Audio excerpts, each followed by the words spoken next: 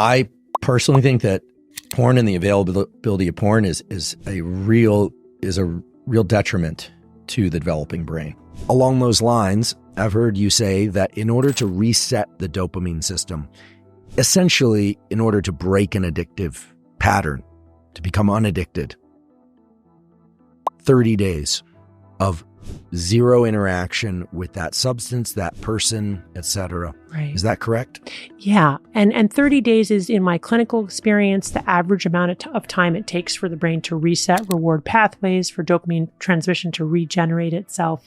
There's also a little bit of science that suggests that that's true.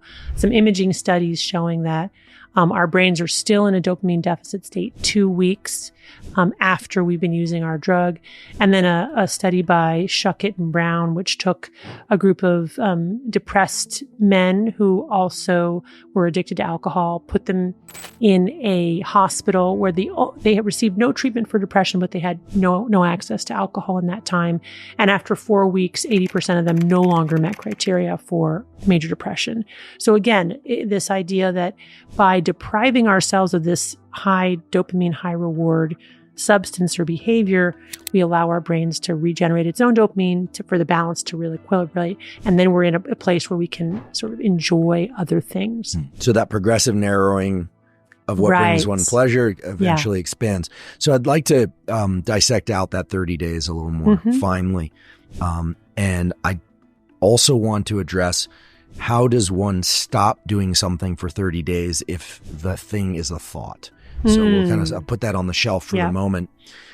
So days 1 through 10, I would imagine will be very uncomfortable. Yes. They're going to suck, basically, to be quite honest, because the way you describe this pleasure-pain balance, to my mind, says that if you remove what little pleasure one is getting, or a lot of pleasure from engaging in some behavior, that's gone. The pain system is really ramped up, and nothing is making me feel good. I'll just use myself as an example. I'm not in recovery, but that 10 days is going to be miserable. Right. Anxiety, trouble sleeping, physical agitation, and to the point where, maybe impulsive, angry.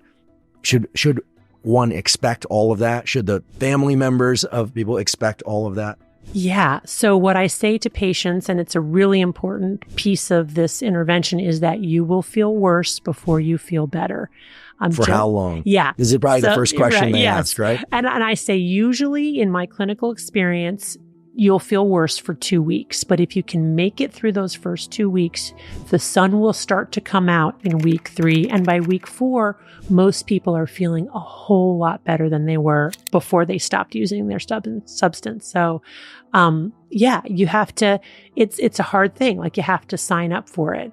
And I will say, obviously, there are people with addictions that are so severe that as long as they have access to their drug or behavior, they're not able to stop themselves. And that's why we have, higher levels of care or residential treatment. So this is not going to be for everybody, this intervention, but it's amazing how many people with really severe addictions to things like heroin, cocaine, very severe pornography addictions, I posit this, and I do it as an experiment. I said, let's try this experiment.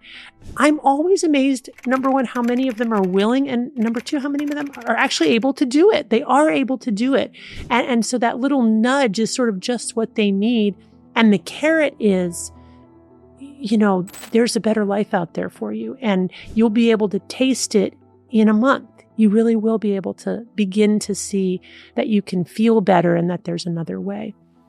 So the way you describe it seems like it's hard, but it's doable for most people, not everybody. Right. And we'll return to that category of people who can't do that on their own. Well, then days 21 through 30, people are feeling better. The sun is starting to come out, as you mentioned, which translates in the narrative we've created here and supported by biology, that dopamine is starting to be released in response to the taste of a really good cup of coffee, for instance. Exactly. Whereas before it was only to insert, addictive behavior. Right. That's right. Whichever. Of course, coffee can be addictive too, but we'll leave that aside. Yeah. I feel like coffee has a kind of consumption limiting mechanism built in where at some point you just can't ingest anymore. Yeah. But maybe that's wrong. Sorry to give lift to the caffeine addicts out there as I clutch my mug. So days 21 through 30. I've seen a lot of people go through addiction and addiction treatment. I've spent a lot of time in those places, actually, looking at it, researching. I've got friends in that community. I'm close with that community. And so what I'd like to talk about in this context is what sorts of things help other people that we know that are addicted. What really helps, right? Not what could help, but what really helps. And are there certain people for whom it's hopeless? I mean, I don't like to hold the conversation that way, but I wouldn't be close to the real life data if I didn't ask, is it hopeless? Are there people who just will not be able to quit their substance use or their addictive behavior, despite, I have to assume, really wanting to? Yeah. Yeah, so there are people who will die of their disease of addiction, and I think conceptualizing it as a disease is a helpful frame. There are other frames that we could use, but I do think given the brain physiologic changes that occur with sustained heavy drug use and what we know happens to the brain, it is really reasonable to think of it as a brain disease. And for me, the real window of, let's say, being able to access my compassion around people who are repeat relapsers, even when their life is so much better, when they're in recovery. Yeah, it's like a no-brainer, right?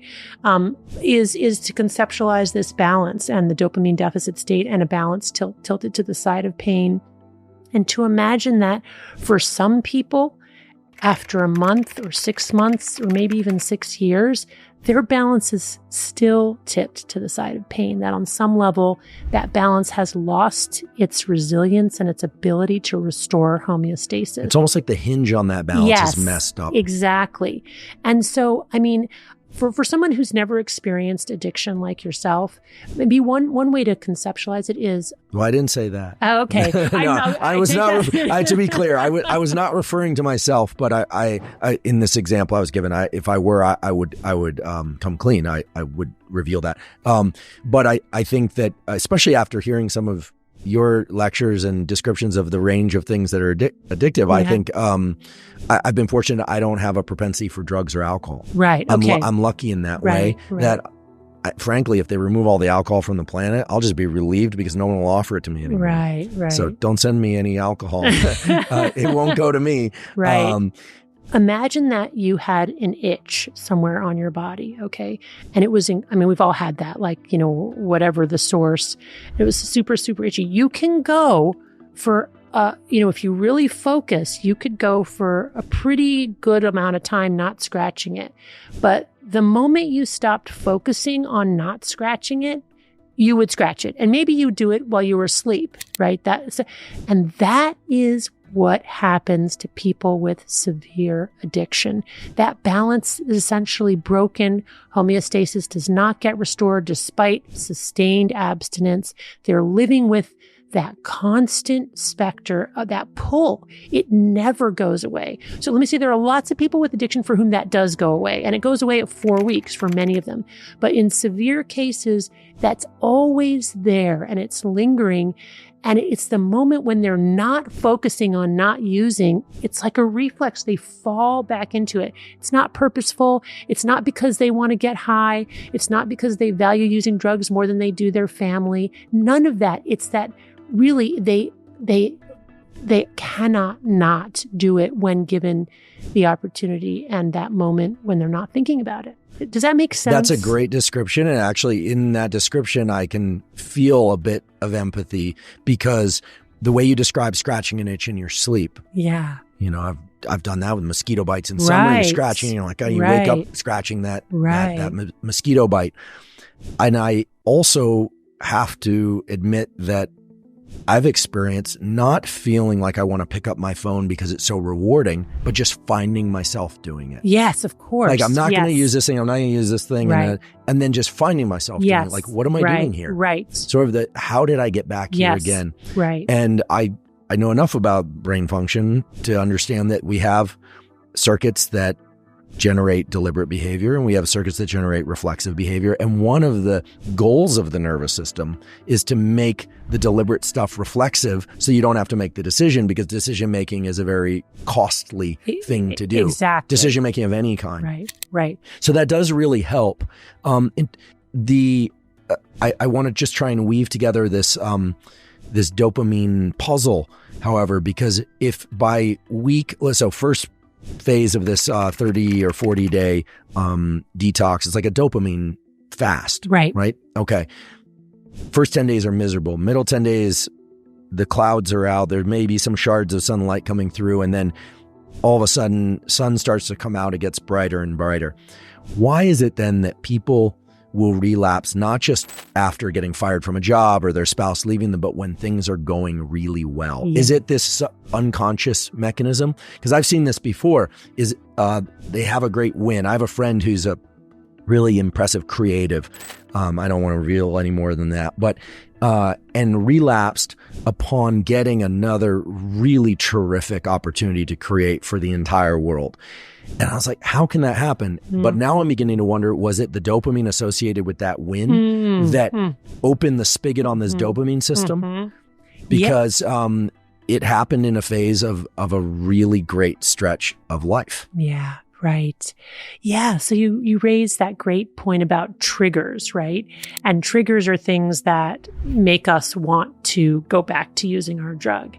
And the key thing about triggers, whatever they are, is they also release a little bit of dopamine, right? So just thinking about whatever the trigger is that we associate with drug use, or just thinking about drug use, can already release this anticipatory dopamine, this little mini spike. But here's the part that I think is really fascinating.